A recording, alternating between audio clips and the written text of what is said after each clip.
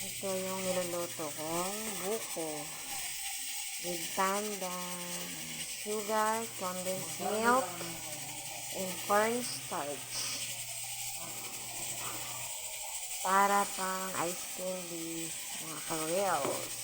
Yan. Ito naman yung mga ingredients na fruit cocktail, condensed milk, at saka Nestle cream. Ayan guys.